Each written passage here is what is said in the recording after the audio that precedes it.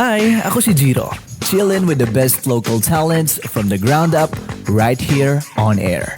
Tara, makipagkwentuhan at kilalanin natin ang mga storya ng ating mga ipinagmamalaking personalidad sa larangan ng sining. From the roots to the hustle and how it grows. This is Homegrown. Tandaan ko, bass drummer ako nun. And then, drummer kasi na. dyan, hindi mo may express. Tapos ako, makulit ako sa bahay. Parang gusto ko lang nagrarap. Your home, their stories on air. Exclusively on 96.7 Destiny Radio. Destiny Radio. 96.7 Destiny Radio, saya lang. What's up mga ka-Destiny? Happy Friday! It's 5:17 p.m. oras po natin sa buong kapuluan ng Pilipinas. It's another Friday, another episode for our special program. Special palagi ang ating programa. Mga ka-Destiny, live na tayo sa Facebook, so make sure na bisitahan nyo kami dyan. Facebook page is DZDG Destiny Radio. Ayan, mag-drop kayo ng comment pag meron kayong mga gustong sabihin, lalong-lalo na dahil ngayong araw sa ating programang Homegrown, people. We got a special guest. On our show, these are international chefs. International chefs na ito mga to. International caliber. Kung tawagin. From St. Anne College of Lucena. Ladies and gents, we have here, yun na nga. Teka. Yung mga competition, they are, international chefs who has competed dito sa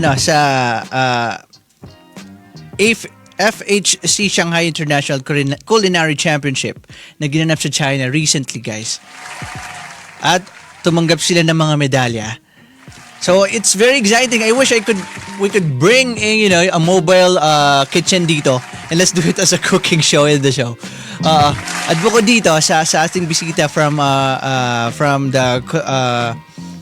yung mga chef natin na nakumpete from St. Anne College of Lucena. We also have somebody from the tourism department, also from St. Anne College. Ladies and gents, let me introduce to you these people right here on the show. Hello po, ma'am and sir. Hi, good afternoon. Good Hi afternoon po. sa ating mga listeners and Destiny Radio at saka ating mga Facebook viewers. Hello po, good afternoon po. Magandang hapon Apo. sa inyo. Hello po, ma'am. Hi po, good afternoon. Let's introduce ourselves po. Si Sir I, Ako ay si Jeronimo Tigavilan or Chef Jerry Tan. Chef Jerry. Mas kilala ko as Jerry Tan sa industry.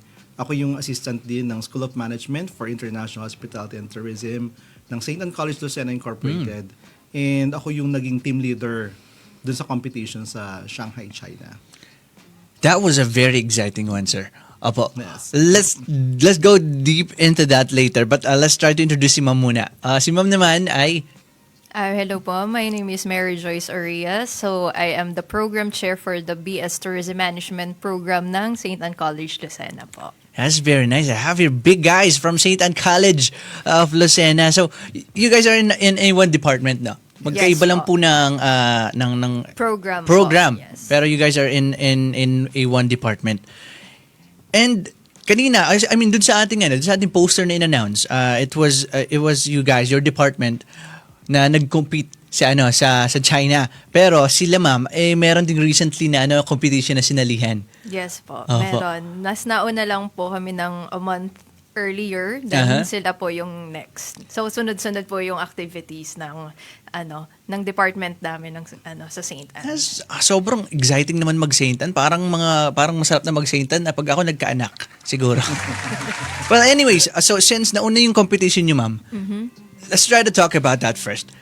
Kailan siya naganap? Ano yung mga kaganapan doon?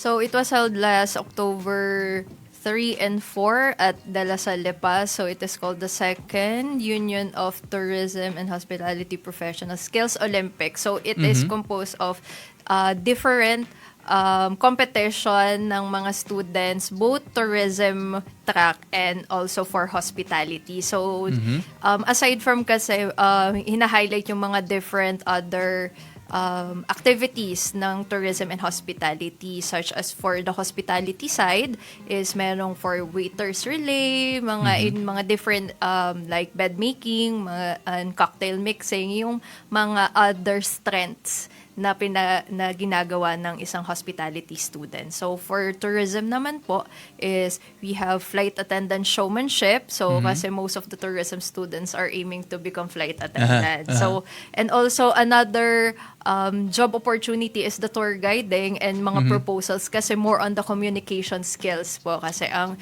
tourism program. So, yun po. That's very exciting, and from what I've heard, humakot din ng awards itong team ng SACLI sa competition. Ano yung mga awards na inuwi niyo, ma'am? Actually, we are blessed that we got the overall championship for that competition. So, ibig sabihin is out of 12, how was that? 12 categories, all of the categories ay nag-placed po kami lahat. So, that's Hakot why... award. SACLI. Almost, yeah. Mga nag-place, so lahat pumasok sa top. Then some of our students got the gold award, and some in the tourism track also got a scholarship from the sponsor ng FA flight attendant training. So that's why kaya medyo tumaas yung points. So that's why we got the overall championship. That's very nice, and I think it was a very good opportunity for those students kasi they get to practice na and get to feel what it is to be really in a job. Parang ang nangyari is that hindi lang siya basta training eh. Parang nasa real world na sila in that way. Yes po, kasi yung mga judges din talaga is the actual industry professionals on the their experts. field. Yes. So lalo na yung from cocktail mixing namin na competition, those are the industry, yung mga working from the top hotels ng mga in Manila and also international. So after the competition, nag-flare din yung mga judges kasi pinakita din yung mga skills na talagang yung they have their high standards. So, yun. I was curious. I think I'll grab this opportunity kasi matagal na siya nag-circulate sa akin itong question na to. Since these are students and then sa department nyo na yan, the guys made cocktails and things, like mixing liquors and things. Yes. Ano yung mga regulations naman nun, ma'am? Para maging pwede siya sa mga estudyante, especially kapag nandun sa course na yun? Actually po, they have a subject called bar management. So, it is part of talaga po na subject in hospitality.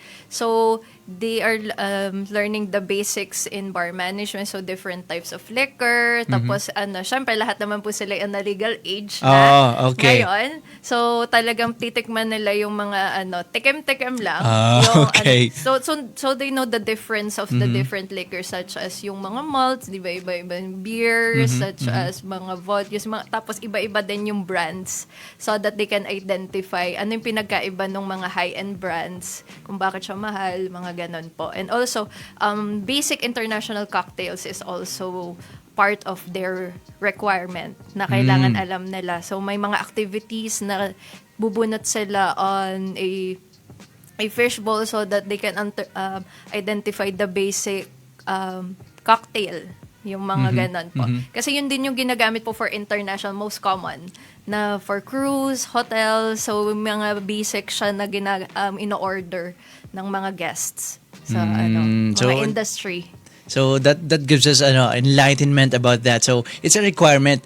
So minsan meron kasi mga conservative na parents in that case na ay bawal kang uminom kahit ganyan yung course mo. Pero it's a requirement, and at the same time it kailangan siya para kung magtitimpla ka kasi ng isang alak, you should know how it tastes.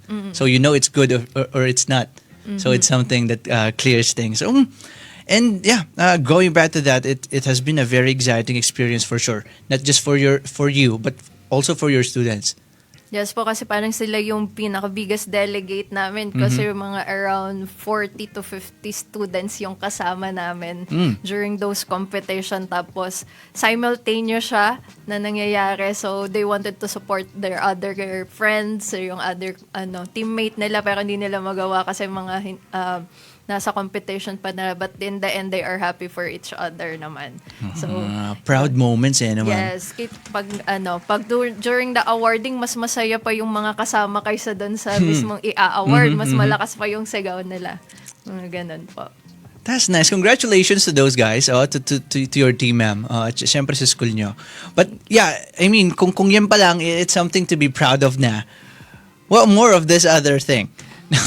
That's a national competition nilagana Yes. for that in for your department, and on another side of your department kasama naman natin si chef, and you guys made it internationally. Sir, galing kayo ng China, kayo yung team mo, you were the leader, right, of Yes, that team, yes.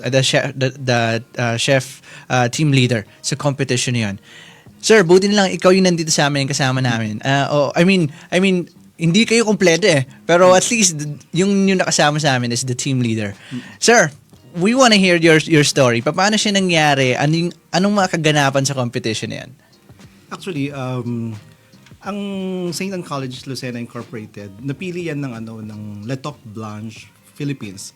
It's parang siya yung highest association ng mga chefs sa Philippines. Philippines. Mhm. Kasi naging remarkable yung aming performance in international competitions katulad sa Food and Hotel Asia na doon kami nanalo ng gold.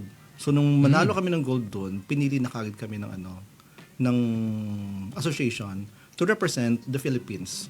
So not St. Anne, not Quezon Province, but the But Philippines. the Philippines. Oo, to represent in that competition. First time ng Philippines na nagpadala ng mga chef, ng own. competitors. Oh, okay. So but sir, going back, nabanggit nyo na, so itong competition nyo sa China, it wasn't your first time. That wasn't your first international competition. Hindi siya yung first international competition in St. Anne kasi we've been joining international competitions Maraming like ano Food and na. Hotel Asia in Singapore. Medyo matindi yung labanan doon. And then, kaya lang we are representing St. Anne in the Philippines. Now, yung nakalaban na rin kami in Brunei, and that's the ASEAN Skills Competition, and in Hong Kong, the Hong Kong International Culinary Classics. And then, this time, Philippines, nagpadala nga, and dun sa Shanghai, China. We call the competition as the Food and Hospitality China 2025 Shanghai International Culinary Championships. So, pag championships, ibig sabihin, Kayo ano siya? yung mga nasa top na nun. Kumbaga, there's been successive competitions na at kayo yung mga top doon. Then, may mga representatives na from different continents. Different countries na. Continent na. Continents na. Sir, ilan kayo naglaban-laban doon? 6 kami naglaban-laban kasi yung isa from Europe, Aha. Luxembourg. Matindi ang Luxembourg kasi yung competitor nila mismo, napanood ko yung lumaban in October 2024 sa Singapore. Siya yung nag-champion. So, champion na yung world champion na yung kalaban. Yung kalaban nyo. And then, isa naman from America, Mexico. Yung Mexico naman, nung ma-search namin, yung kanilang profile, yung competitor, siya yung lumaban naman doon sa World Culinary Championship. Yun yung World Culinary Olympics. Yun yung Olympics ng mga sa culinary. Ginagawa yun every 4 years in Germany. So, from Europe, from America, then we have from New Zealand, from Oceania, yes, from New Zealand. And then we have representative from Ghana, so that's Africa. And then China, lagi yun, dapat meron kasi doon ginagawa sa China. And then from Southeast Asia, we have the Philippines. Yun na. You could say, sir, would you say that competition you've been, it's one of the most prestigious competition you've ever been your whole life? Yes. How does that make you feel, sir? Kasi yun na nga, kinikwento mo, sobrang bibigat ng mga kalaban mo na yun from different continent.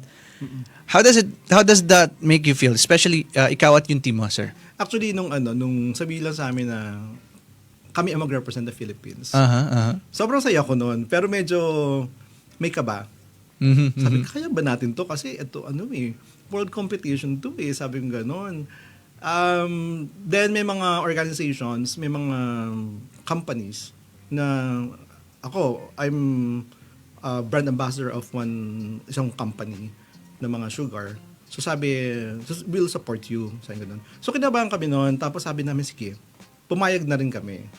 Then, yun yung challenge. Tapos, masaya na kami, sabi ko, manalo lang tayo, makalaban lang tayo dito, masaya na ako. Talagang, ibang dating for St. Anne College.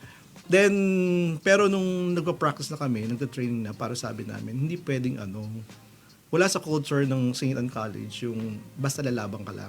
You Kailangan have to kang- clinch something. Kailangan ka manalo. Kailangan bumalik ng merong medalya. And you guys made it. I Yes. mean, International Medal of Excellence, sir. Wow. Kaya nga nung in-award na, specifically International Medal of Excellence, that's a bronze medal na nakuha namin kasi Luxembourg nga nag-first and second yung Mexico. Nakalaban na kami sa mga international competitions. May mga medals na kami, naramdaman na naming umakyat sa stage. Pero this time, iba. Iba pakiram ko. Habang hawak-hawak namin yung flag ng Philippines, pinipigilan ko lang sarili ko na naiiyak ako. Kasi, pinipigilan ko kasi hindi naman ako gano'n na yung sa competition, umiiyak during the awarding, gano'n. Pinipigil ko. Pero doon lang ako nakaramdam ng talagang naiiyak ako. Kakaiba. Why, Iba sir? talaga. Anong feeling nun? Bakit you came to a point where ayan, teary-eyed ka na, sir?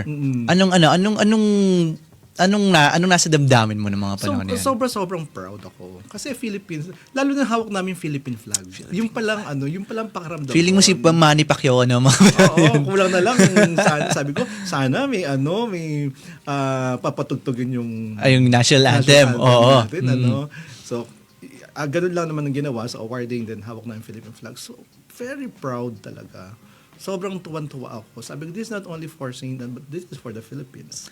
Mismo, sir. And I mean, kung nalalam, I mean, the whole Quezon must be very proud. Kasi yun na nga I mean, from here, say for example, sa Lucena pa lang, there's a lot, it's already a big place. Then if you're gonna go bigger, the Philippines, sobrang daming tao sa Pilipinas. Sobrang daming chef sa Pilipinas, sir. And you guys, your team, were the ones to represent it internationally, globally, sir. So it's something that is, I mean, ako bilang Quezon, bilang Quezonian, it's something to be really proud of, sir. Maraming salamat for Thank you. representing the Philippines, especially the Quezon doon sa competition na yan.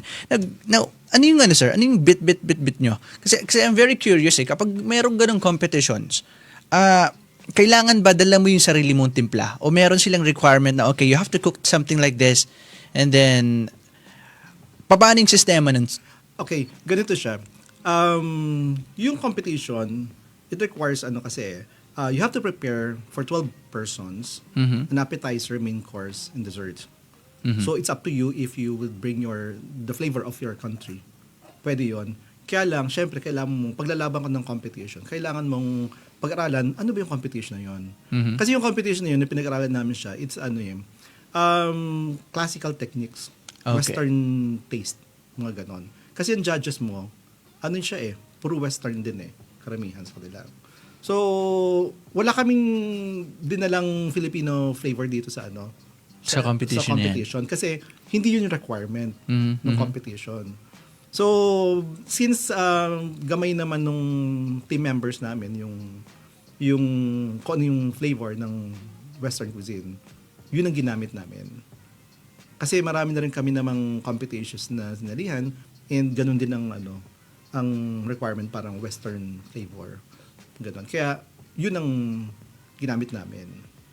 What's the biggest challenge, sir, to be in that kind of competition? Ano yung pinakamalaking naging challenge sa iyo at sa team mo, sir? Actually, yung challenge na encounter namin, first, kasi hindi students sa lumaban nga pala, no? Though St. Anne kami, pero hindi students sa lumaban. Lumaban ng mga faculty members namin. Kasi professional, kasi mga great chefs of different countries na yung naglaban-laban So, yung isa naming chef, faculty member namin. And then, mayroon siyang sariling business. Then, another chef namin, na faculty member namin, may sariling business din siya. And then, isa pang chef namin, tatlo kasi sila sa team Taga Iloilo siya yung aming lagi. Pag may competition, culinary consultant. So, sila yung nagsama-sama. Ang hirap pagsama-samahin ng oras nila, ipagtugma-tugmain. So, yung naging challenge namin. Kaya, nangyari, tapos may kanya-kang ganap. Isa pa, nag-organize ng national competition. Kaya sobrang busy. Kaya even yung submission of the recipe and the market list, hindi pa kami makapag-submit kaagad, na-delay kami. So, mahirap pagsama-samahin yung schedule namin. And then, to be honest, nag-train lang kami for only 1 week. While yung kalaban namin, nag-train for 2 years. Sir, Ganon. how did that happen? Paano nyo na-congest yung isang linggo na yun para may prepare yung sarili mo in the international competition, sir? Mabuti na lang, itong tatlon to, sila yung lumalaban din sa competitions before. So alam nila yung mga... May experience na talaga sila. Alam nila paano mag-work with each other, tapos alam nila yung mga recipes, paano ginagawa yung mga sa competitions, mga ganon. Yun ang naging timpla, merong chemistry sila. And then, actually yung 1 week na yun, hindi nga talaga kompletong 1 week eh. Kasi yung isang araw doon, nagkasakit pa yung yung isa namin. Isa sa chef. members niya. Oo, nagkasakit siya. So, kaya naman niya, kaya lang, kailangan siyang magpa-check up. So, nagtigil kami ng 1 day, nung training. And then, yun. Nung ibang araw naman, talagang mula umaga hanggang gabi talaga ang training namin. Ano nasa isip nyo nun, sir? Ano yung pinakang goal nyo? When you started training, okay, it's only 1 week. Ano yung parang naging key goal nyo para i-ready yung sarili nyo doon sa competition na yan? Naging key goal namin kasi noong una, di ba, sabi sa'yo, parang lang kami, let's just join, sabi nga.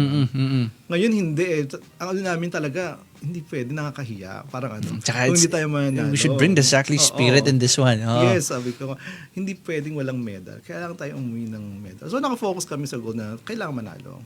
And then, pinag-aralan namin talaga, pati yung profile ng mga kalaban namin. Yung ganun. Sir, congratulations to your team. Let's mention them. Sino-sino yung mga kasama mo, sir? Yes. Sa asang department din po sila. Under siya ng School of Management for International Hospitality and Tourism, specifically sa hospitality management. Si Chef Minor Del Mundo, siya yung isa sa mga kilalang chef talaga sa sa competition sa Pilipinas. And then si Chef Vincent Panopio, siya ay actually graduate namin na naging faculty namin. Mula nung college siya, actually mula nung high school siya, nung nag-aaral siya sa isang school dito, lumaban siya sa competition, nakita namin siya, nag-join siya sa isang competition school, tapos inalagaan namin siya. Yun. Nilaban namin sa mga international competitions. National and international. Nanalo siya. And then, si Chef Peter Deliosa, graduate din namin siya. I see. So, kayo sir, mga producer talaga kayo ng good chef din, no? Yes. Parang nangyayari, okay, kayo yung nag-nurture. And you guys make, winners. Yes. Tawag nga sa amin nung isang chef na lumalabas sa sa TV. Sabi niya, kami daw ay champion maker. Champion makers. Kaya the perfect term. tumatak sa isip ko yun. Sabi ko, hindi tayo pwedeng matalo. So, nakakatuwang isipin. So, kumbaga, it's one of the proof na you guys are champion makers talaga eh. Yung mga estudyante nyo na yan, na pagka-graduate nila, ginawa nyo napunta sa faculty nyo, and then kasama nyo, lalo na dito sa international competition na ito. It was really something, sir. Para sa iyo, sir, how long have you been in Sackley? And what do you think is the secret of it?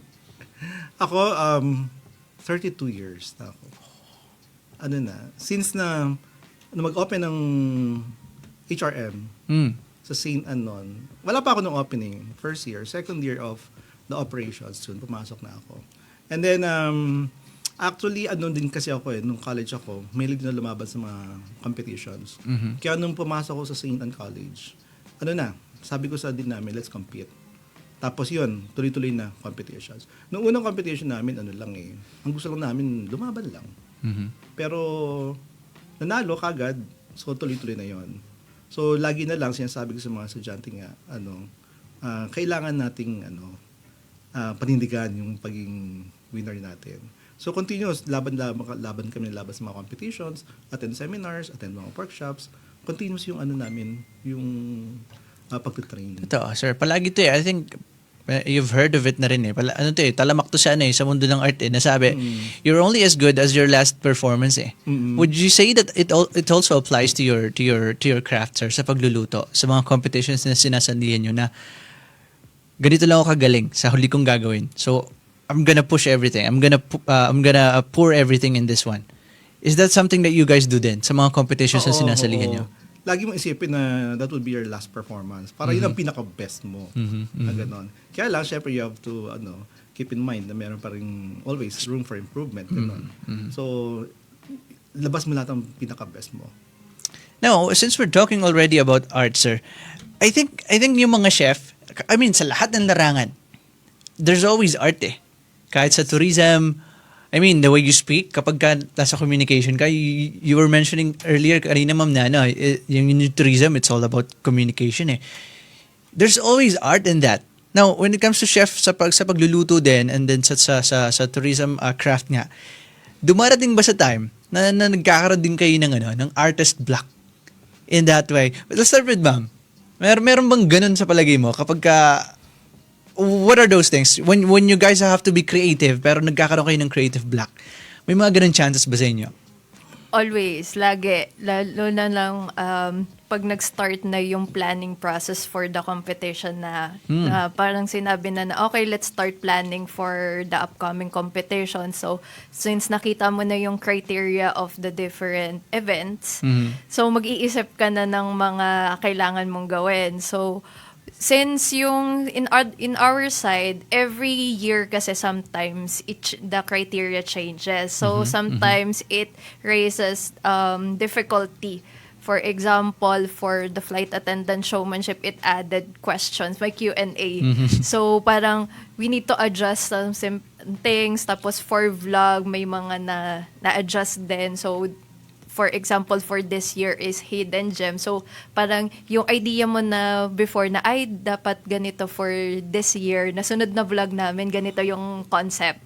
Pero pagdating ng criteria, iba. So, may mga times talaga na kailangan mag-isip ka mag-start ka from the beginning. However, mayroong times na buzzer beater yung idea mo na kahit magda-deadline na yung presentation ng idea, wala pa din. Okay. So, kailangan kailangan lagi lang namin sinasabi to trust the process na lang na biglang pag may naisip ka ng idea, it flows naturally okay, it goes with this, something like that. So, pag nakita na-test na namin na it looks good together, so, sunod-sunod naman yung idea na nagpo-flow pag dumating na yung mga ideas namin. Pero pag talagang challenge, pag mas may time constraint ka na to think an idea or an output, tapos kailangan na mag-start ng training and all, yun talaga. So you guys really experienced din talaga yung mga ganung bagay. But you always see a light at the end of the tunnel kapag ka napupunta kayo sa creative block. You always hope na may darating. Yes, kailangan lang parang lumabas ka lang ng konti sa comfort zone mo na parang hindi pa, for example, you are focused on this concept. However, hindi talaga pumapasok yung great winning idea mo na parang you have a concept, however, sa amin, we feel na it is not, hindi pa din yun yung winning piece mo. So, sometimes you do go outside or try, parang look for other concept na probably it is more better on the other side or yung mga other angle or yung mga ganun po. So, that's why yung mga umiikot din kami or also, talking to other people sometimes you have consultants or sometimes you just talk to each other na do you have an idea like this? So, kahit random answer lang yung ginawa yung ng mga kausap mo, like our co-faculty or other coaches from yung other faculty na nagko-coach sa other events. So may random thought sila na yun pala yung magandang idea. So sometimes yun pa yung nagiging better kasi iba yung point of view nila. So yun po. Speaking about that ideas, ma'am, ano yung winning ideas nyo, idea na ginamit nyo last competition, yung nagpanalo sa inyo? Kasi I want to understand what are those concept na binubuo nyo kapag ka nasa competition kayo? See, for example, sa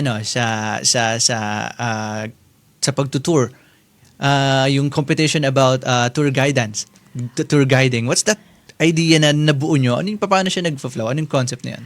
Actually, tour guiding is one of the most difficult categories in the tourism Oo, track. kasi parang it requires a lot of research kapag ka nagtutour guide Yes, ka, di ba? because the idea of tour guiding competition is they will give a certain province. So this year po is local siya province, they gave 10 province.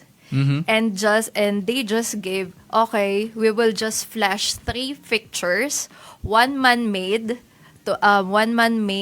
one natural, tourist attraction, one man-made attraction, one natural tourist attraction, and one delicacy. Yun lang po yung binigay nila. And the students have 8 minutes to tour you around, Halos to yung pronto communicate. talaga siya. Yes po. Tapos, 5 minutes before mag-perform si student, saka lang siya bubunot ng province. So, ibig sabihin, our students, my student needs to prepare. She got the longest time to prepare. Pero the hardest to practice. Kasi she needs to memorize. Kasi hindi namin alam kung anong destination or attraction yung ilalabas sa picture. So, she needs to recognize what picture it is, ano yung location na yon, and also to identify, to narrate ano yung meron dun sa location na yon. So, since hindi namin alam kung anong lalabas na picture, kung yun ba'y beach, bundok ba siya, kasi pareho siyang natural.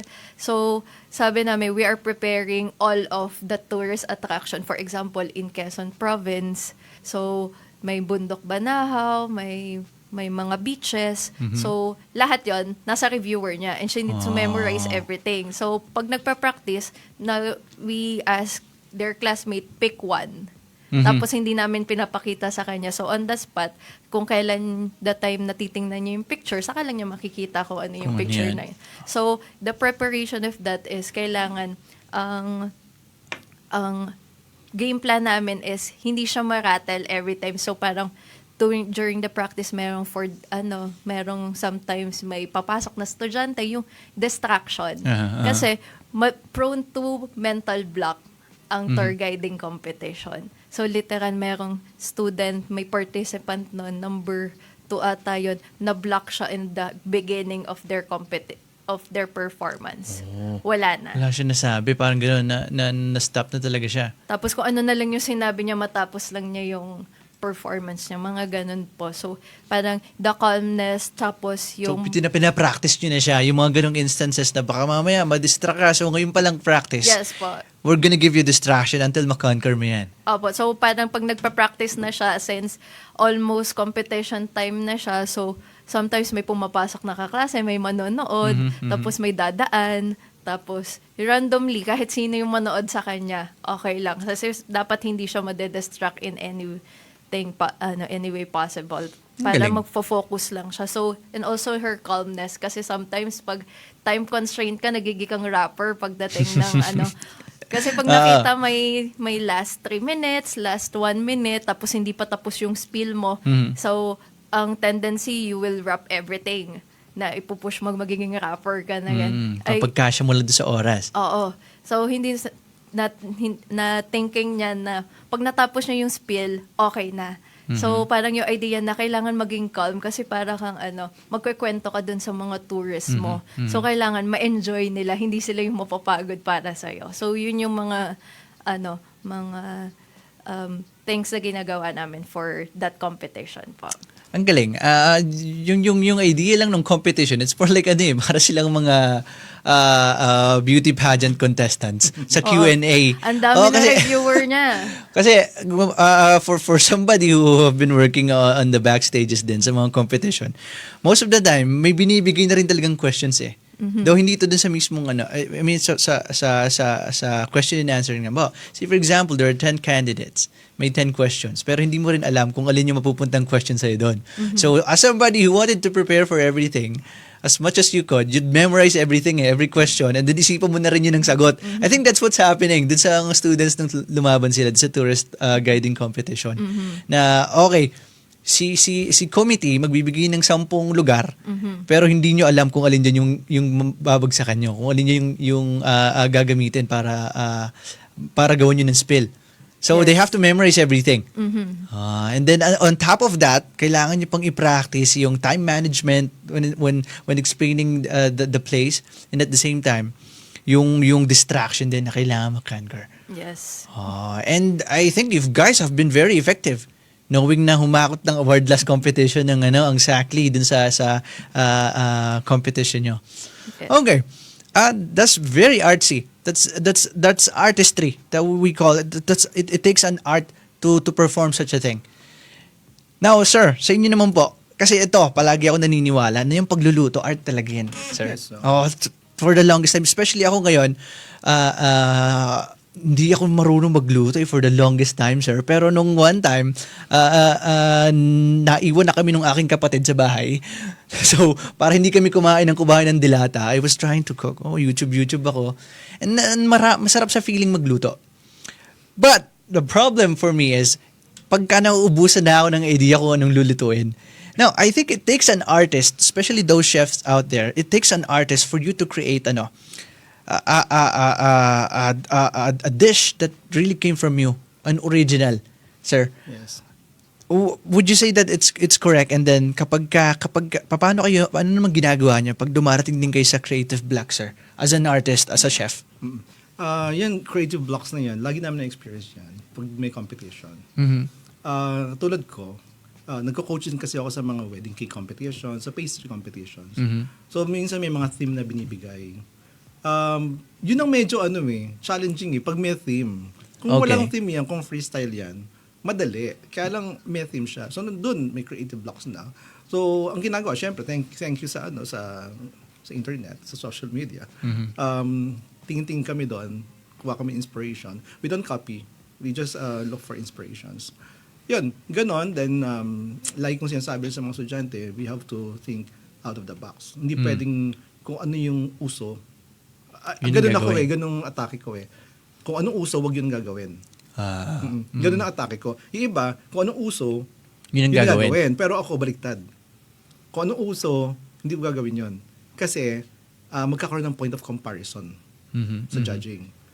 Halimbawa, tulad sa sayaw, may nausong sayaw na ganito, makita mo yung iba, ganun din ang sinayaw. So, kung mas magaling yung uso Nahati sa'yo, agad. kita na kagad, talo ka na kagad. So, sinasabi ko sa you have to think out of the box, create something new, introduce something new. Kasi, yung mga judges na yan, alam nila na sawa na sila sa mga ganitong dish. So, dapat mag-introduce ko ng something na bago. Yun ang hinahanap ng mga judges.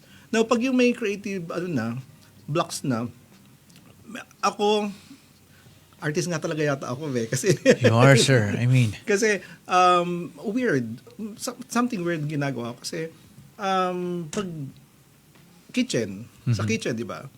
Bawal doon ang higaan. Siyempre, bawal doon. Upuan nga, bawal doon Pero pag training namin, naglalagay ako ng higaan doon. That's for me. no, and you call that weird, sir. Kasi parang ikaw lang yung gumagawa ng ganun sa mga chef. Oo. Tapos, higa ako doon. Akala ng mga estudyante, natutulog ako, pero I'm not sleeping. You're thinking. I'm thinking. Pag sumigaw na ako niyan, Jerry, bigla ako sumigaw, takbuhan ng mga estudyante. May dala na ng ballpen at papel.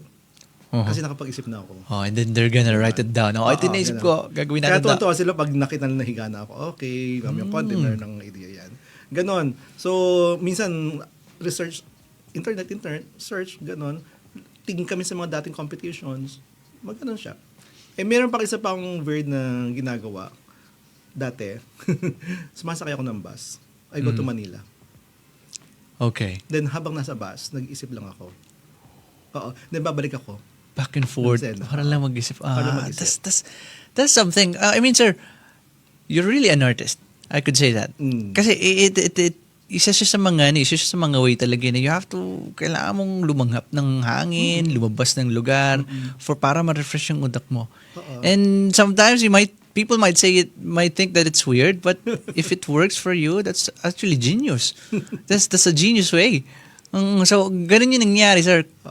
Now, if we're gonna call a cook, a dish an art, sir, and you're an artist, at kanina nakwento mo rin na you were trying to think kapag ka nagkakaroon ka ng creative block sa kung ano yung lulutuin mo. Paano ka naman nagpo-formulate, sir? Ano yung ano yung mga kino-consider mo na okay, dapat ganito yung lasa, ito yung ingredients na kailangan ko. How do you formulate a dish, sir, bago mo siya lutuin? If you want to create something new. Like sa mga competitions, no? Binibigay kasi nila kung ano yung pinaka main ingredient. Like in the case in China namin, a main ingredient for the appetizer yung salmon, and then for the main course, lamb, then for the dessert, fruit. So kailangan yun, magbabalance yun. Hindi pwedeng basta lang ako gagawa ng dish for masarap na dish for appetizer. Kailangan magko-complement yung tatlo. Siya. Oo. Complement. And then sa isang plate for appetizer, kailangan mag-complement din yung mga elements. Madaming A lot ko-consider. to Kailangan consider. mag-complement, pati color, texture, balance ng flavor, and then kailangan mo ring malaman yung profile ng judges. Kapag yan ay mga Europeans, anong gusto nila? Especially pagdating sa dessert. So, ganon. We balance everything. And then, pag tinikman namin yan, pag napatikim ulit kami, napawaw ako, yun. Pwede na yung recipe yun. Pero pag tinikman ko,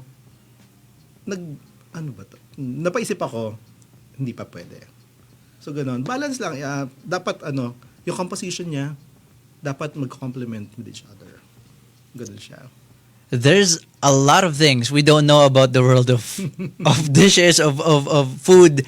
And buti nilang kasama natin si Chef dito ngayon at si Ma'am sa mundo naman ng tourism. Well guys, marami pa tayong pag-uusapan. By the way, oras po natin sa buong Pilipinas, it's 5:57 p.m. 3 minuto na lamang, alas 6 na ng hapon. We'll just take a quick break at sa ating pagbabalik, kasama pa rin natin ang chef at ang tourism head ng St. Anne College of Lucena. Ayan, mga competition champions. Babalik po kami. Diyan lamang kayo. 96.7. Yes ako. Ano yung Parang 5 minutes tong kanta. Kaya high school ako bago I see the beauty of it. Kasi parang gagawa Parang ka gusto ng ko na gagawa ng mag-yes, master. kaso nararamdaman ko na parang ayaw na niya.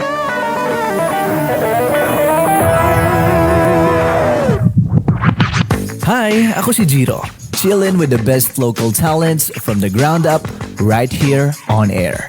Tara, makipagkwentuhan at kilalanin natin ang mga storya ng ating mga ipinagmamalaking personalidad sa larangan ng sining. From the roots to the hustle and how it grows. This is Homegrown. Dahil ko bass drummer ako nun. And then yung drummer namin, Hindi mo may express Tapos ako, makulit ako sa bahay. Parang gusto ko lang nagrarap. Your home, their stories on air. Exclusively on 96.7 Destiny Radio. Destiny Radio. Welcome back to 96.7 Destiny Radio. This is still Homegrown, people. Your home, their stories on air, and we still have the department heads from Schmidt. Yan, ng SACLIO ng St. Anne College of Lucena. Yan, Sir Chef Jerry at si Ma'am Joyce. Ayan. Hello po, kumusta na? Okay naman. Okay naman. Chef. I'm good. Let's go back. Chef, there's this saying na yung kitchen daw, the kitchen reveals a person's character. As somebody na has this a lot of knowledge about the kitchen, sir. And someone who puts a bed in the kitchen when he wants to when he wants to think. Para sa sir, anong personal na explanation mo or ng meaning sa ng saying na 'yon? The kitchen reveals a person's character. Paano mo i-organize yung kitchen? That's your character. So kung ikaw yung klase ng chef na meticuloso, actually marami talaga chef ng meticuloso. That's why maraming napaparod kayo sa TV ng mga shows na nagsisigaw ang mga chef. Oo, sino nga yung pinakasikat, sir? Gordon Ramsay. Si Gordon Ramsay. Normal sa amin yun. Yeah. Yes. Okay, enlighten us, sir. Why do you say it's normal, and what does it has to do to sa personality ng isang tao sa kitchen? Kasi ang chef, for the information nung lalo na yung mga gustong maging chef, sa gustong mag-aral ng culinary or hospitality management, laging mainit ang ulo ng chef. Normal yan sa kanila kasi sila perfectionist. Ganon. Gusto namin na gawin mo yung pinapagawa namin sa iyo exactly kung anong gusto naming lumabas. Kasi gusto namin yung plate, halimbawa, sinerve na yung food sa customer. Gusto namin makita ng customers, halimbawa, pinipicture pa yung pagkain. Ganon. Ibig sabihin, nagagandahan yan. Then, kasunod na nun, yung taste na nila eh. Then, hihintayin namin na lumabas yung plato, bumalik sa kitchen ng clean plates. Kaya kami, gusto namin, dapat gawin mo to, gawin mo yan. Ganon dapat. Perfectionist kami. Meticuloso kami. Ganon. Kailangan, pati nga yung arrangement eh. Gusto namin, kung gusto na pantay-pantay, as much as possible, pantay-pantay. Mga ganon. At saka dapat yung standards, kailangan laging sundin.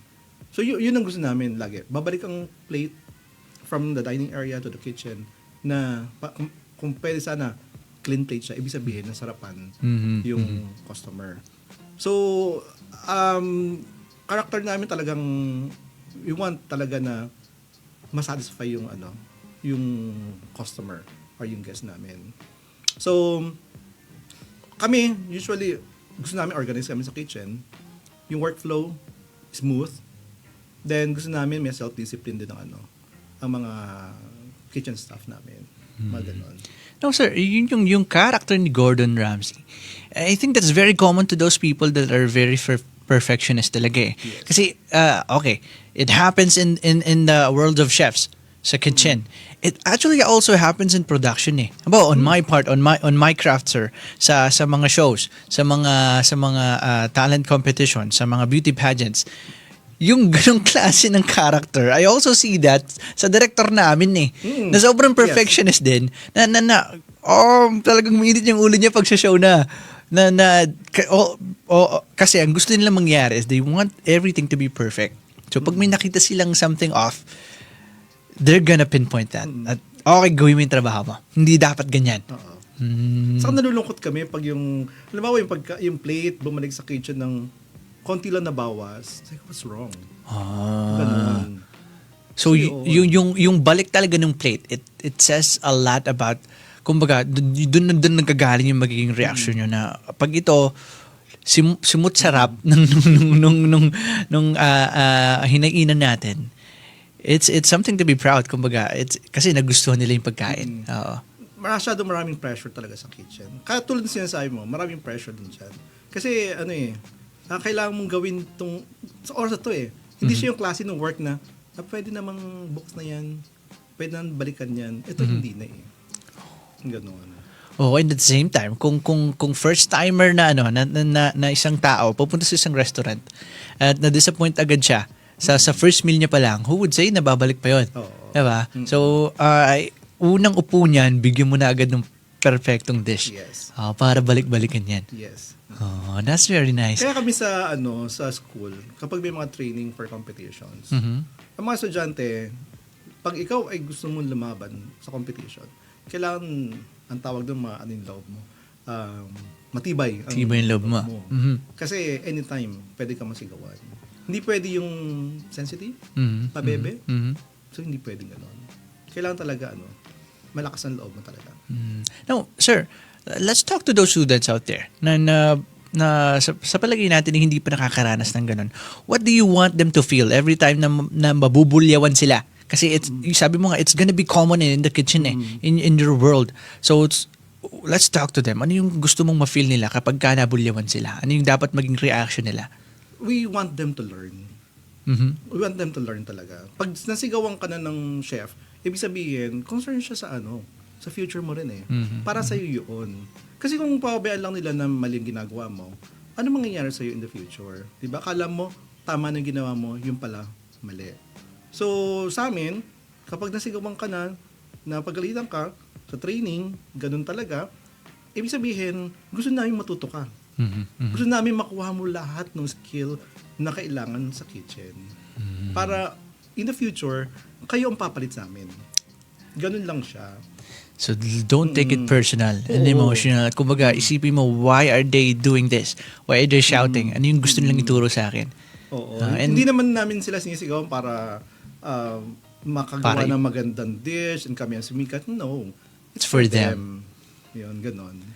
It's fairness. Totoo, sir. I think that's what we're missing right now eh. Na a lot of students are becoming sensitive na eh. Yes. So, pagdating mo sa real world kasi, hindi mo na yun mapipigilin. Kung sa school, medyo alalay pa. Pero paglabas mo dyan, kung hindi mo na-experience yan dito sa school, magugulat ka pag nasa real world ka na. Ma'am, pagdating naman sa inyo, as a team leader, as a department head, do you also do that kind of disiplina sa mga estudyante mo, or do you have that certain level of perfectionism din na kapag ka meron kang hindi nagugustuhan sa nagaganap, you get to that point na kailangan mo rin talagang i-pressure sila? Yes po, kasi kailangan din talaga, like Sir Gav said, na kailangan din nilang mag-toughen up. Kasi for example, tulad nga ng sinabi niya na hindi naman namin we're concerned about them sa future nila. Kung hindi pa okay yung mga ginagawa nila, so we need to pinpoint para hindi na din maging muscle memory na okay, ito yung ginagawa nila na akala nila tama pero hindi pala. So mga ganun pa. And also kaya din naman napagsasabihan or nasisigawan during training and competition to toughen them up. And also, to make them realize na pag nagkamali, wala kami doon sa tabi nila to save them. Na kailangan they know how to handle themselves in case na may mga ganitong nangyari. So, alam nila kung paano i-handle yung situation. So, pinipressure namin sila na kasi in the real world, pag nagtrabaho na sila, hindi lang naman kami yung sisigaw, yung makaka-encounter nila, also different nationalities, lalo na they are aiming to work international, so and also different types of character. So, syempre, pag nasanay ka na lahat is calm, mga okay kausap, tapos pagdating ng real world, pag nag-order, magugulat. So, parang magiging culture shock sa kanila na baka dun kung kailan nag-OJT na sila or kung kailan sila nagtatrabaho na. Saka sila mag-break no? Oo, saka sila titigil ng okay, hindi na nila alam yung gagawin. So, kailangan talagang mag-toughen up na din. Kasi also, in competitions, lalo na it's live, na yung mga coaches and also yung mga coaches and yung mga other teammates, yung mga supporters nila, nakapanood lang sila from afar. So, ibig sabihin is they're on their own in the competition. So, that's why na kung ano man yung mangyari during those time na kunyari in terms of culinary, pag nagluluto na, sila na yon. Lahat is nakasalanin na sa kanila. Kung may makalimutan man sila or mali yung cut, paano nila i-remedyohan yung mga unforeseen events during the competition. For example, hindi nila alam kung paano gamitin si oven, mga ganyan. It normally happens. Tapos pag may nasira na equipment during the performance, anong gagawin? So, parang the pressure is also there to make them think na para din mag-evolve din tsaka maging more resilient sila sa in the future din naman nila after graduation. So parang yung pressure nila na pag may na-experience sila, ay mas pressure pa yung na-experience ko during college. So diba? parang so basic na to sa akin ngayon. Oo, parang labas na lang siya sa kabila. Ay mas matindi pa yung narinig kong sigaw dun sa coach ko before. So they are more tougher when they enter the industry. Yeah. Once again, that's something that a lot of students right now are missing eh. Na ayaw na nila sa ganung struggles. Not knowing that those actually prepares them for something big eh. Kagaya ng example ni ma'am na if ngayon you experience this kind of pressure, pagdating mo sa real world at naharap ka sa pressure, you already have something in mind na ay galing na ako dyan. So basic niyan. Diba? As long as I think it's a responsibility naman pagdating sa mga professors, sa mga leaders kagaya ninyo sa schools na okay, you explain to them, you tell them na okay. Kumbaga you give solution. There's a problem and you show them the solution. You teach them how to solve a problem. So doon ang gagaling yung teaching eh. Kumbaga yun na nga kung mahaharap man sila sa same situation in the past, they already have the solution. And then mas tough na sila this time. What you do is tough love. Diba? Tough love. Pagmamahal pa rin siya. Kumbaga, dadamdam ka ngayon, pero kung susiriin mo, pagmamahal yan eh. Diba? You're just trying to prepare them in the future. Yes. Ah, wow. Actually, nakaka-experience kami ng students na talagang iiyak. Mhm, mhm. Iyak talaga sila sa Normal training. yun. Normal yun. May schedule mo na lang yung pag-iyak mo. Ganon, sinasabi na lang namin. Schedule na lang, tapos pagka-iyak, okay ka na? Okay, balik na ulit tayo sa Then sila ganon. yung mga nagiging successful. Diba? Sir, yan, Naibaon nila yun. it really happens eh. Yung mga idiyak pero hindi sumuko. Yung mga they do it tired, they do it sad. Anong ibig sabihin nun para sa inyo, sir? Why do you think they succeed in life, those people na nakaranas nun? Yung na-experience nila sa amin na yung ganong training, ibinaon nila eh. Then alam na nila kung ano mangyayari. Alam nila, meron silang parang naturuan natin sila ng problem solving. Parang ganon. Decision making. Tapos, pagpunta sa industry, parang minsan nga, mas maluwag pa sa pinuntahan nila eh. Sabi, magugulat pa sila, ba't ganun kaluwag? And then pag napunta naman sila sa ibang business or industry na sobrang higpit, sila, ready na sila. Kasi sabi na, na-experience namin to, ganun talaga dito. So, yun, nagsasucceed sila. Ganon. How about for you guys, personally? For sure, kaya nyo nasi-share yung mga ganyan sa mga estudyante nyo. Kasi for sure, when you guys were studying, you somehow experienced that too from your former teachers. Did it ever came to you na parang gusto niya rin siyang sukuan? Kumbaga, nahirapan din kayo and at the same time, yun na nga, you were in the brink of losing the hope.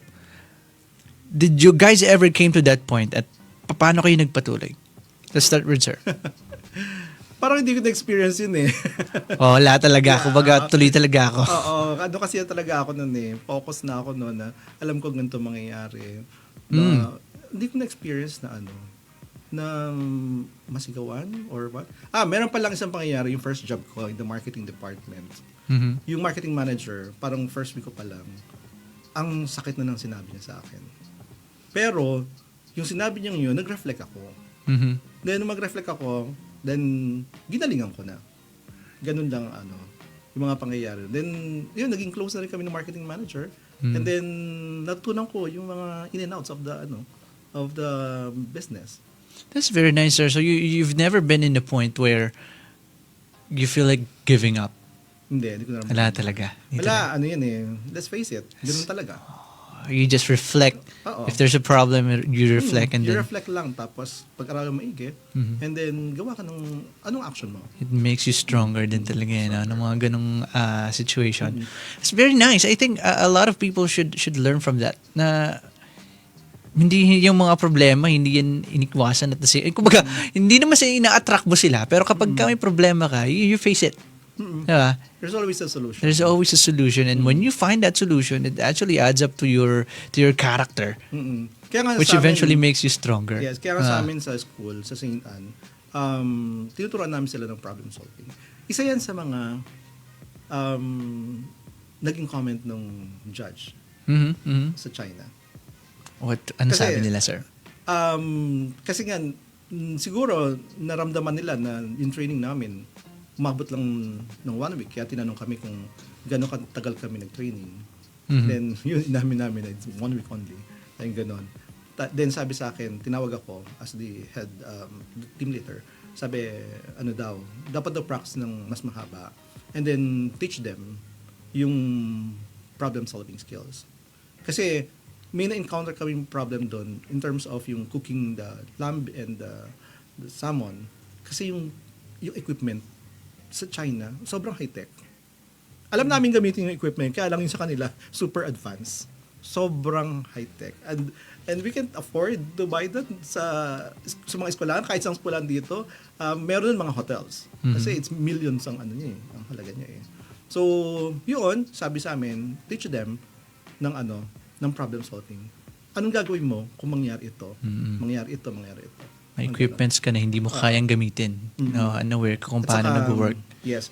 Saka yung kung may nangyaring doon sa may namin, ang tawag dito, yung movement namin yung Rotation po ba? Routine namin. Oh, routine. Kung may Okay. let's say, may something nangyari, then nasira ang routine, then what to do next. So, tumatak din sa isip ko yun. Sabi ko, dapat talaga ituro sa mga sa mga bata yung problem-solving skills. And actually, that's one of the 21st century skills na kailangan malaman ng mga bata. Totoo, sir. Kasi yun na nga, kagaya nung how we teach students in schools, na we're trying to prepare them ngayon pa lang na nasa school. Kasi pagdating ng panahon, wala nang teachers dyan eh. Their teachers are gonna be life itself.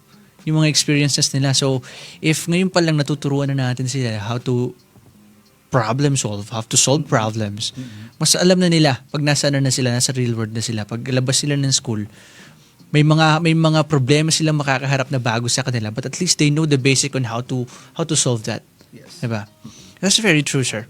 Now, I want to ask the question again to Ma'am naman. Kasi I think a lot of students out there are struggling on that. Kasi nahihirapan na sila sa course nila.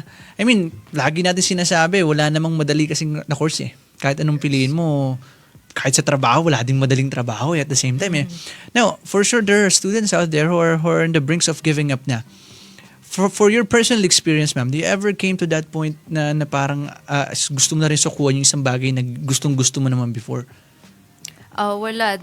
Hindi din. Hindi din? Oo. Okay. Pero naka-experience naman ako nasigawan ng, ng passenger. So, for the airline industry, for hospitality and tourism kasi, madami kang maka-encounter na guest or traveler. So, common yan. So, also have different personalities, may mga different preference sila. So, ito nga yung industry na pinili namin as sa tourism and hospitality. So, first job ko in the airline, nasigawan ako ng isang passenger, senior citizen, syempre traveling and syempre different types of emotions.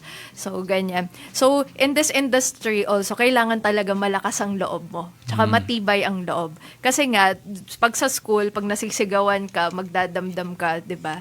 So pag sa sa industry na, you just learn na ilampas sa kabila ng tenga. Pag pumasok sa sa one side, lalabas siya sa kabila. Kasi ang sinasabi sa industry, kasi hindi lahat mapiplease mo nga ng everyone. So you just need to, kailangan hindi mo ihahalo yung personal emotions mo dun sa situation. So yun yung mga natutunan ko nung incident na yon na nung nasigawan ako, so sabi lang ng mga senior ko, okay, hayaan mo munang i-belt out niya lahat ng emotions niya, saka mo siya kausapin. Kailangan hindi kayo parehong high ang emotions. So yun din yung yung natutunan ko na, okay, kailangan hindi ihahalo ang personal emotions. So syempre, this is work. So, kailangan maging professional yung kahit nung una nasaktan ka, pero nung other side na, okay, kailangan professional na. Galit naman siya because of the experiences that they had. Hindi naman sila personally galit sa'yo. So, yun yung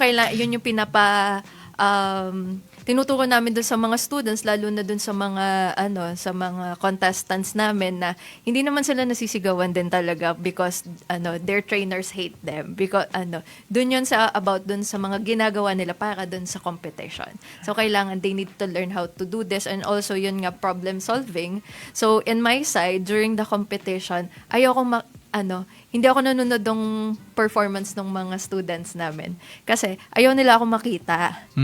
Kasi nga, parang mas natetense sila pag nandun yung mga coaches nila. Kahit for culinary, hindi nagpapakita yung head coach nila dun sa competition. Parang sumisilip-silip lang, watching from afar, kasi mas natatakot sila dun sa trainer nila as compared dun sa mga kakilala nila. So, mas natetense sila. So, ang nangyayari, may mga ganong instances, tapos, proud ako doon sa mga students ko dahil biglang mababalitaan ko na lang na sasabihin, ma'am, ginawa namin to during the competition. So, may binago sila doon kasi may nakita na nila, we need to adjust this. Kailangan na namin magganito, ganyan. Kasi because of the arrangement, mga ganyan. Tapos, arrangement of the equipment, so they need to adjust. So, hindi na sila nag-consult sa akin, hindi na nila sinabi. Sila na yung nag-decide na mga ganong scenario. So that's you giving them the freedom to be creative as much as possible din. Pero how do you balance that, ma'am? Kasi for sure you also have those structures kapag meron kang gustong i-extend na, say for example, idea sa sa team mo. How do you balance that naman, the creative freedom that they have and then the structure or the system that you wanted to apply. Okay. So yung sa mga in that side naman is yung I let them think first. Mhm. Kung ano yung sa tingin nila is tama. For example, for flight attendant showmanship on how to answer the Q&A kasi yung mayroong Q&A safety questions. So, hindi din namin alam kung ano itatanong. So, ang dami din nilang reviewer na because may mga topics na din binigay si organizers regarding about airline.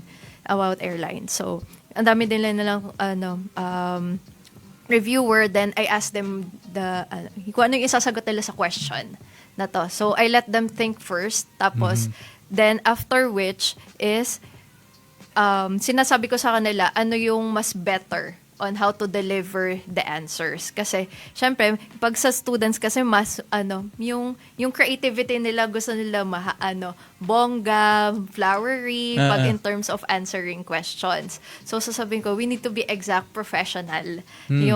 Kasi syempre, they have a lot of ideas pa kasi as a student. Pero, kailangan yung mindset nila is maging professional na kailangan, if you are in the actual industry na, think yourself na is it professional enough na a-accept ba to ng ibang nationality? Kasi syempre, iba-iba yung point of view kasi ng yung mga listeners or readers. So, kailangan in a professional setting tayo. So, okay. So, then they realize na, okay, dapat pala medyo tone down yung answer na, mga how they deliver or present themselves, mga ganon, na hindi yung over the top. Kasi yung iba pag competition or kaya pag may in terms of presentation ng dish or for culinary, mas akala nila mas madami is better. So sometimes less is more. Less is more. Less is more. So for example, for mga classic dishes, so yung mga basic elements pwede na basta they complement with each other. So yung mga ganun po. St. Anne College of Lucena, especially the Smith department, has a great head departments. Ma'am and sir, that was a very, very good one. Would you say, ano sa palagay niyo yung meron sa department nyo, especially sa St. Anne, ng St. Anne, sa Schmidt? What's something unique in your department na sa Schmidt lang makikita? Sa St. Anne College Lucena lang. Okay. Sa amin, sa St. Anne College Lucena, especially sa Smith, yung instruction, yung delivery of instruction, it's something, lagi kami nag-incorporate ng something new. Innovation, laging ganon. So, yes, first year nila, basics, yung mga foundations of, let's say, culinary, and then pinapasukan namin siya ng something that would make it innovative. Mga ganon. And then, we have great facility. Isa yan sa pinakamagandang laboratories in the Philippines.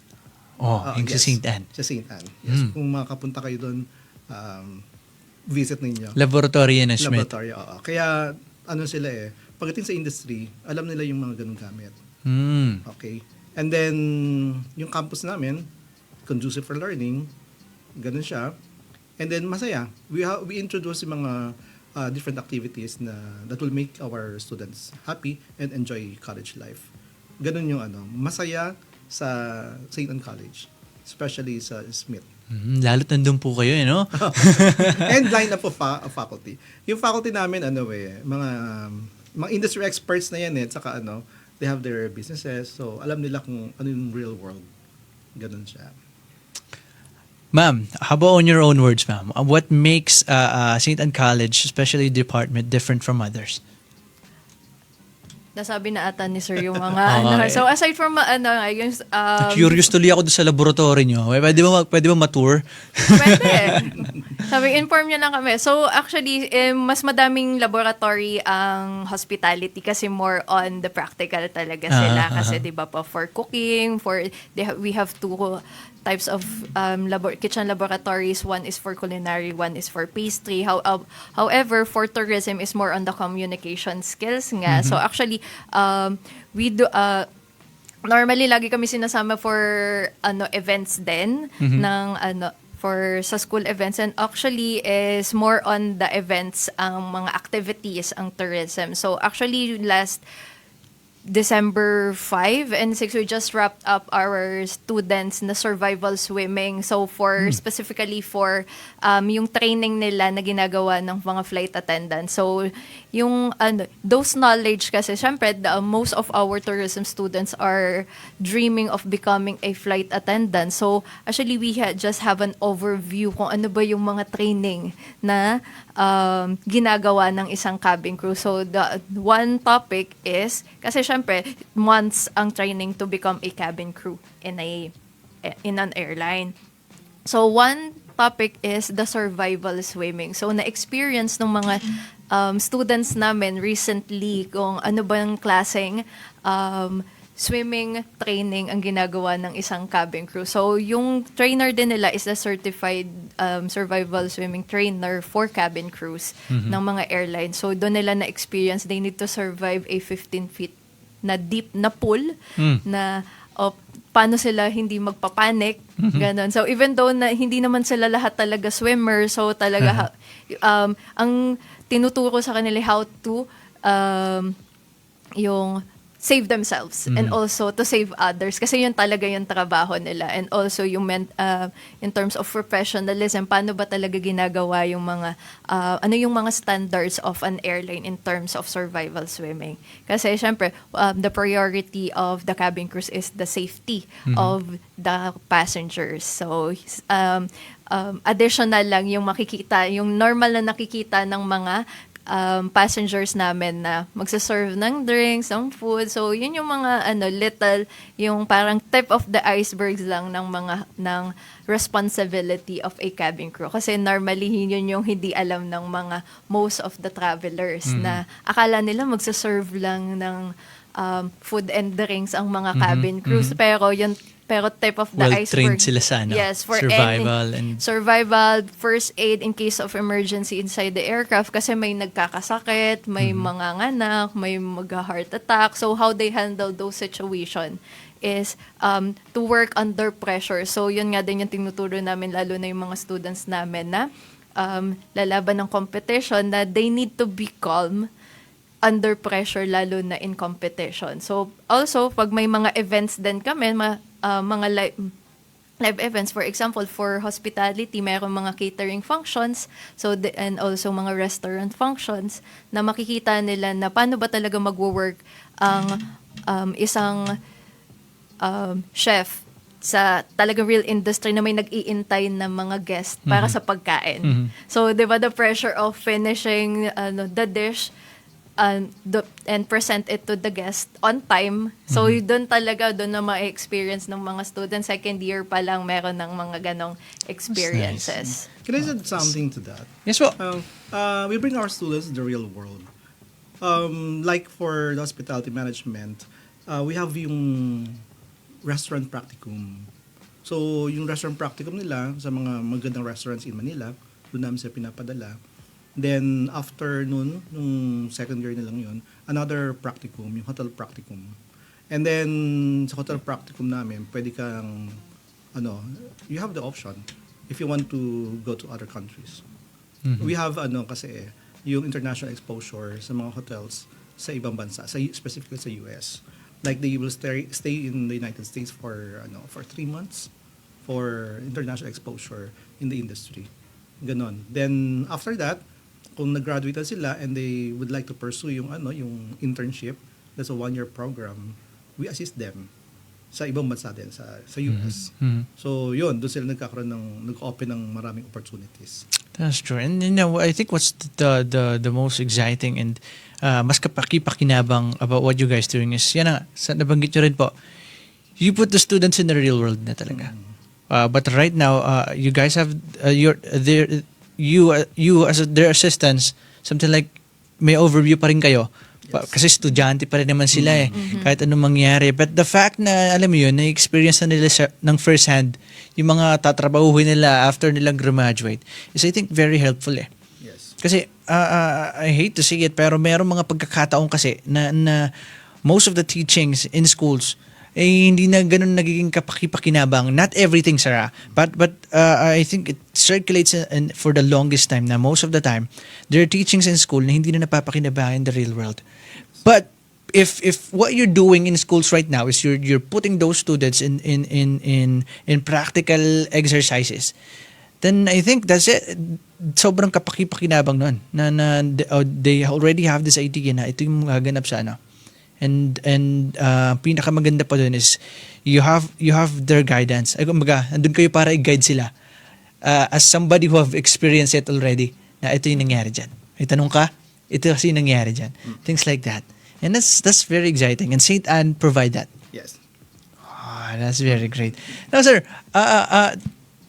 now the thing is, you guys have made it to a lot of competitions already. Si ma'am, as a national, sila sir, plenty of international competitions na. What's that something na natutunan nyo sa mga competitions na yan na gusto nyong dalhin sa mga estudyante dito sa Quezon? Ano yung gusto nyong i-extend sa kanila palagi? Sa akin kasi ang natutunan ko sa mga competitions na yan, always think something kakaiba, something new. You introduce something new. So papasok yung innovation. Yun ang ngayon, name of the game. Yung dapat meron kang something ini-introduce na bago. Kasi tulad nung sa mga competitors na yan, sawa na yung mga judge na makita yung the usual thing na ganyan. Tapos ako kasi, nag-judge din ako sa mga national and international competition. Actually, I was one of the judges doon sa China. Ibang competition pa. Nag-judge ako noon kaya naiwanan ko yung yung team ko habang lumalaban sila sa kabilang hall. Sa kabilang hall naman ako, nag-judge ako ng about Western and main course, this BF. So, madami. Alam ko yung nangyayari. So, kahit sa ibang judges, yan sabi nila, anong something new? Lagi nung ito masarap to, pero it's common. Ito, masarap din, meron siyang bago introduce. So yun, laging nadadala ko sa school, kapag nagtuturo ako, especially in culinary, yun, dapat meron tayong something new na. Tuturo ko sa inyo yung basics, and then mag-introduce tayo ng something new. Yeah, let's create something new from the basics. Ganon. Yun ang foundation natin, itong basic na to. And syempre, kailangan ng self-discipline. Kasama mo lagi ng ganon. Yun ang dinadala ko lagi sa school. That's very nice. That's very nice. How about for ma'am? Ano pong you've leading these teams sa mga competitions and recently nga humakot ng award ang team mo. What's the something that you've learned from that competition na you wanna keep on extending sa mga estudyante na papasok sa school nyo? And maybe from a normal Quezonian. I think for me is yung willingness to learn and accept na may changes. So for example, is meron ngang naisip kayo na innovation, however, you don't like to exert effort on how to do it, how to, the process of innovation kasi mahaba yung process kasi hindi mo pa alam kung ano yung gagawin. So, 'di ba, the process of learning how to do it properly, efficiently, and quickly. Kasi 'di ba, pag na-master kasi in the beginning, yung innovation na yon sa tingin mo mahirap siyang gawin. That's Diba? true. When you're learning a new thing or a new skill, sa tingin mo, it's hard. It's difficult na, matatagalan ako dito. Pero pag nakuha mo na yung flow mo on how to do it properly, is magiging madali na siya for you. So, kaya sa tingin ng iba is, expert ka na doon. Kasi, effortless mo na siyang ginagawa. And as well as, yung skill ng mga Pilipino, madiskarte. Kasi hindi mo din everything you planned it well. However, during yung mismong kaorasan, sometimes hindi masusunod yung plano mo. So, you just need to calm down kasi syempre dahil po may emotion na hindi nasusunod yung plano mo, kailangan mong mag-focus on how to solve it na, okay, hindi nasunod yung plano, anong gagawin? Aside from nasabi nga ni Sir na problem-solving skills is, on terms of solving the problem, how you will solve the problem. So kailangan mong dumiskarte kung ano na lang yung available na resources na kaya mong makuha at that moment. So and also how to make the best out of it. So yun yung kailangan matutunan ng mga students kahit pag-graduate na ng mga students namin, wala sila dun sa hospitality industry, pero pwede nilang magamit in other ways. Yung mga skill na yon, katulad yung innovation, problem-solving skills, diskarte, and also willingness to learn. Kasi sabi nga, yung may saying nga, diba, na life is a continuous learning. Totoo. So, kahit yung mga estudyante, ayoko na mag-aral pagkatapos ng graduation, pero pag-graduate nila, mag-aaral pa rin sila, learning new things. So, learning a new skill, hindi naman weakness yun na, okay, continuous learning ka. So, at least, you improve yourself. So, mas madami kang matututunan. That's very Kahit, true. and also, dadami din yung industry na pwede mong pasukan. Kasi, ay, alam ko yan, tapos pwede ko ma-incorporate yung other skill na natutunan ko in the beginning. Can I add something? Yes, sir. This is about winning and losing. Ganun. Actually, in competitions, wala naman losers eh. That's true. I Wala actually naman believe in a lot of ways that you're not losing eh. Yes. Kasi yung learnings pa lang, That's already a nanalo win. ka na. That's true. So, sa amin, halimbawa, sinasabi ko sa mga estudyante, kapag nanalo, galingan pa natin susunod. I-ano natin yan, uphold natin yung ating yung nakuha natin na award. So, galingan pa lalo natin. And then, kapag natalo ka, lagi namin sinasabi, bawi tayo. You pick up the pace and tayo anong kulang natin. Kulang, pag-aralan mo kung saan ka nagkulang, and then, bawi. That's true. Don't give up. And you never lose by doing that, sir. Yes. Kasi panalo ka pa rin kasi natututo kayo, nadadagdagan kayo. Okay, you don't clinches the prize right now. Review, reflect, saan tayo nagkamali. And then it's gonna be an addition to what you've trained for the first time, di ba, sir? Yes, oo. Wala ka lang nadalang medal. Wala, pero may yung learnings panalo will be ka. forever. That's very true. Ganun yun. Natatalo ka lang talaga. This is what I believe. Natatalo ka lang sa buhay kapag hindi mo na ipanalo at i-give up mo na siya. That's where you really lose. Kasi, yun na nga, kagaya nung paano mo siya na-explain, sir, yung learnings, that's a win eh. Yes. Yung learning mo about a certain situation, experience, that's a win. It's an addition to your character or sa pagiging ikaw. Better version mo na Better yan. version of yourself. Parang yung mga warriors, pag marami silang scars, ibig sabihin, alam mong malakas sila eh, kasi marami na silang ipinanalong laban. At They saka still survived. hindi mo nung sa training, hindi mo siya alam before. Di ba? So, ngayon, better ka kasi nga, alam mo na siya kung paano siya gawin. So, even though nung natalo, yung mga first-timer namin, they're sad, pero after 5 minutes, sasabihin nila, ma'am, isasali niyo pa ba ako next year? Mga ganon, more competitive na sila kasi alam ko na Gusto yung nilang gagawin. bumawi. Oo, tapos for example, even though they didn't get the gold, mga silver or bronze, sasabihin nila, alam ko na yung gagawin ko next year. Mga ganon. Tapos may mga nakiisip na silang idea kasi nga nakikita nila doon sa other competitor, ay maganda yung idea nito. So parang sila na din yung nag-i-innovate sa sarili nila kahit hindi namin sinasabi. Now, it's kind of amazing that the department heads of Schmidt have this kind of mindset when it comes to winning and losing. But imagine, meron kayong ganyang mindset, pero what you do right now is, no. Kung kaya nating ipanalo yan ngayon, let's win it. Ipanalo natin. Look what's happening. You guys are, makers of champions. And sir, maraming salamat po. It's very exciting. It makes me want to go back to school and maybe enroll to St. Anne's Lucena. Never too late, no? Oo, kung lang, pwede mong first year ulit. Well, anyway, sir, maraming salamat po. What's next for your teams, for your school, sa departments nyo? Anong mga susunod? Anong kailangang abangan? Ganito. Actually, nung August, yung year na to, hindi pa tapos yung year na to. Atong August na to, after winning in a national competition, yung organization na nagpapadala ng mga competitors, sabi niya sa akin, pwede ka ba lumaban? Kayo, St. Anne College. Lumaban sa Shenzhen, sa China, on Shenzhen. Asian Pastry, Young Asian Pastry Cup. Pastries Sabi naman. ko, kailan yan? Sabi niya next month, hindi pwede. Sabi ko gano'n. Hindi ko kaya mag-train ng ilang weeks lang.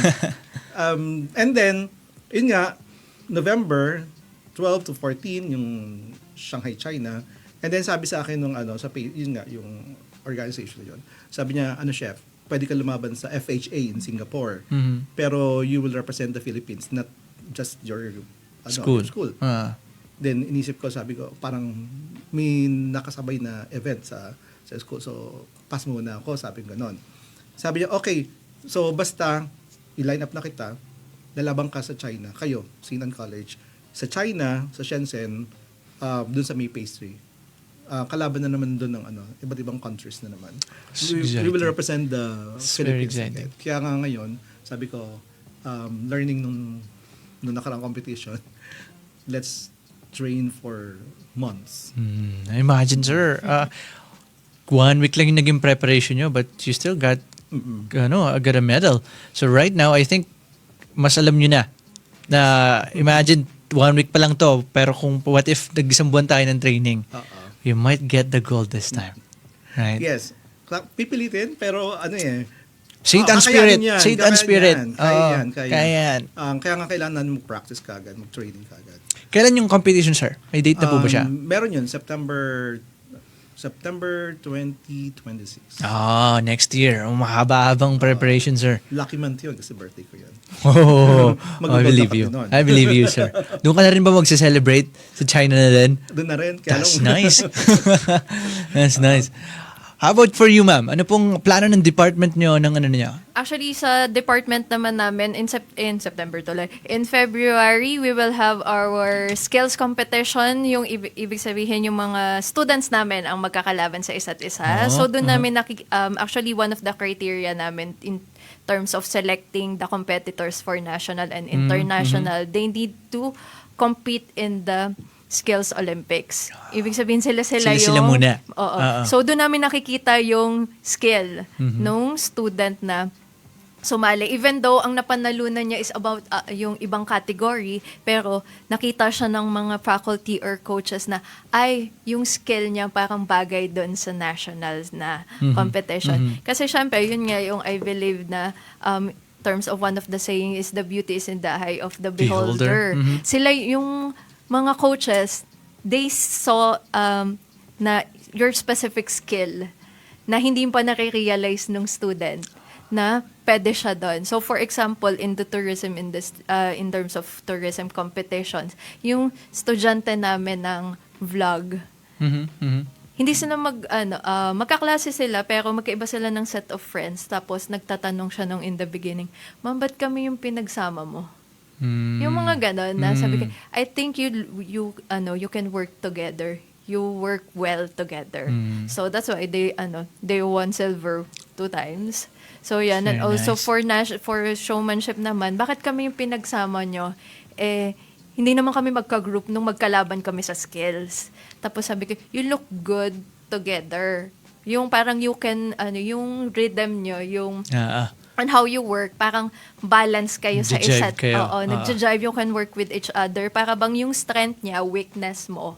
So, parang you pull You guys each are other. yin-yang. Yes, parang ganon. So, nangyari yon dun sa sa competition, yung isa na block, ang nangyari, sinambot niya. So, parang ganon na, hindi na kailangan magsalita nung kapartner niya to help na, okay, sambutin mo ko. Parang yung isa, automatic, nung na-sense niya na something's wrong na nagsastruggle na yung isa, is sinambot na niya. So, that's why they got the gold na, nung competition nila. So, something like that. So, also, yung event namin yung skills competition, we also inviting our, mga senior high school from different schools here. We're inviting some senior high schools. Kasi may specific for senior high school na events. And every schools are open to join. Yes, Na senior high. Yeah, senior high, yes po. So, yung iba ini-invite namin, we already sent some invitation sa mga schools here in Quezon, mga nearby. So, yung iba mayroon talaga for, yung ibang schools talaga for visiting lang, watching the events, mga ganon. So, last year, we started inviting mga senior high school students. May mga categories such as fruit carving, mga napkin folding, mga ganong categories, vlogging. So, makikita mo yung mga, kung alin yung interest ng mga students and as well as yung mga skill nila. Kahit yung mga limited pa lang yung mga knowledge nila yon, so they tried their best. So, pero magaganda na din yung mga output nila. So makikita mo din yung mga efforts ng mga teachers nila in their, yung sa mga senior high school na very proud dun sa mga students nila na sumali kasi nga pinakita yung skills nila in the skills competition. That's very This exciting. So February. a lot of things are happening. Yes. Ma'am and sir, that's very exciting. I think everybody who's watching and listening right now, parents and students would really love to take their kids to St. Anne, and yung mga estudyante na papaisip na ngayon, especially those that are dreaming to be a flight attendant, chef, people at the hotel and management, St. Anne College of Luzon. Chef Jerry and ma'am, it's an honor to have you here at the show. Maraming salamat po sa masarap na kwentuhan. Thank you so much. Sa knowledge about your craft. Marami po ako natutunan at the same time yung mga tagapakinig natin. Maraming salamat po. Thank you so much. Last thing you want to say, maybe there's something you want to say thank you to sa school nyo you wanted to mention. Let's go. Thank you very much sa Sinan College kasi they are very supportive sa mga gusto namin gawin, like joining competitions. And pwede bang mag-invite ng mga... Let's go ba? Let's invite everybody. We're inviting the senior high school students to enroll. Let's Not go. only the senior high school, so yung mga bumabalik na estudyante rin. So to enroll sa St. Anne College to Lucena Incorporated, this coming school year, meron kaming ginagawang something new to enhance our curriculum. it's and exciting. focusing on the culinary. Oh, okay. Yeah. It's very Something exciting. Shoutout doon sa sa bandmate ko. Naghahanap ka ng culinary school, di ba? Ito. St. Anne College of Lucena. Ayan. Say, how about you, ma'am? What do you Nasabi wanted na to din shout po, out? same lang din. Maraming salamat po sa St. Anne College for allowing us to compete in this kind of competitions. Kasi we know that it takes a lot na finances and also the different supports that they have. Maraming salamat po. And also, we would like to invite yung mga from different senior high school in our upcoming event. Hopefully, sana po payagan kayo ng inyong institution na mag-participate sa aming skills competition. So, dun yun na din makikita mo, ma-realize kung nasa tamang industry ba kayo na you are actually enjoying this. Tapos, makikita mo talaga na, okay, I am more inclined with pastry or culinary. Kasi when you join this kind of events or competition, dun mo marirealize kung saan ba talaga yung calling mo, no? Kung saan ba you will realize na which aspect do you excel. Kasi yung iba yung, for example, some of the katimate nung ni Chef Gab na tumali sa China, sabi niya, sumasali siya sa culinary competition, pero ngayon pastry chef siya. May mga ganong instances sa yung isa naman na alumni namin na sumali din ng competition, more on pastry talaga siya. However, sinasali siya for culinary competition. So may mga ganong instances, tapos nanalo siya ng gold for culinary, pero more on the incline pa rin talaga siya in terms of pastry. Pero sabi ko sa kanya, at least you can do both. You're good at both areas. So you can switch from one to another. So, ayun, doon nila nare-realize in different mga activities namin sa school, yung mga hands-on activities. Kasi merong iba, mga business side talaga na, more on the management ako talaga. So, more on the planning, more on the logistics siya. Doon talaga siya magaling. So, more on the managerial side siya. Doon nila nare-realize. Kailan to, ma'am? Kailan nga itong yung event na to? This coming February, first week pa lang. First week of February. Yes, It's, hopefully. so that's, May isa pa akong gustong pasalamatan pala. Yes Sorry. po. Thank you very much sa Letok Blanche Chef Association Philippines. Sila kasi yung nag-send sa St. Anne para mag-represent Invitation. ng Philippines sa China and sa mga iba pang competitions. So, thank you very much for the trust and confidence and believing in us. At saka doon sa may mga suporta sa amin na mga kilalang personal din sa Lucena and yung company na kung saan ako brand ambassador, nag-support din sila. And you made those people who supported you proud, sir, for clinching that award. Congratulations Thank to you so both much. of you. Congratulations to St. Anne College of Lucena. And sir, once again, it's an honor to have you here at the show. Ma'am, maraming salamat po. Thank you po. Kami po ang Humble Homegrown dito sa 96.7 Destiny Radio. This is your home, their stories on air. Sir, once again, maraming salamat po. And ma'am, until next time, Thank you so much. thank you so much. Ako po si Jiro, your one and only rapper DJ in the town, exclusively here at 96.7 Destiny Radio. Once again, our show is called Homegrown. This is your home, their stories on air. Kita-kits ulit tayo next Friday. Maraming salamat. Deuces.